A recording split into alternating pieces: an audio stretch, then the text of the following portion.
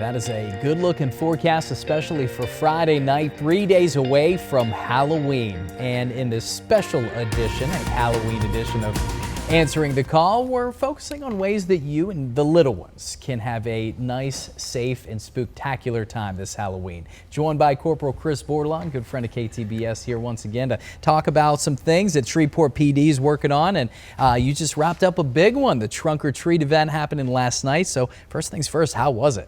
It was outstanding. It's probably the biggest crowd I've ever seen at Trunk or Treat. I spoke with our commander over community oriented policing, and between us and the sheriff's office, we counted over 2,000 people that were in attendance last night. It was scheduled to go till 7 o'clock. We wound up actually having to stay till almost 8 o'clock to make sure all the kids got candy. We had to do a late candy run so that we didn't run out, and it was just a fantastic time. And that's what SPD is all about, that community involvement. Love that. And great that everybody came out, 2,000 plus. Fantastic. Well, Chris, now we're focusing on Halloween here in 3 days. What advice would you give? I know SPD is going to be out and about, but first things first, what are you telling parents this year for Halloween? Well, first and foremost, and this is the thing that gets overlooked, is traffic safety. You know, we're going to have young people out there excited. They're going to be running the roadways. They want to get that candy. We have to make sure we keep them out of the roadway and make sure when they do cross the roadway, they're doing so in a manner that they're not putting themselves or someone else in danger. We want also kids and parents especially to remember a lot of these costumes are black or dark colored.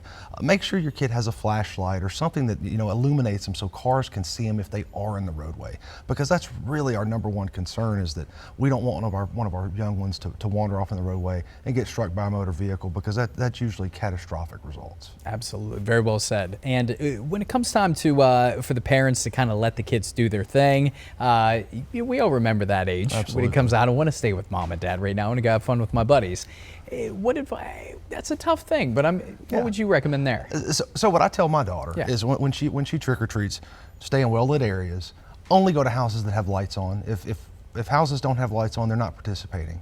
So don't go to houses where the doors are not illuminated. You want to trick or treat in groups, in pairs. You should never be going to a house by yourself. Never go inside of a residence either. You know, if a person's on the front porch handing out candy, that's great. But do not go inside of a person's residence to retrieve candy. That's not something that's been a problem here in the past, but we want to do everything we can to keep our kids informed, because you just never quite know who's out there and what their intentions may be.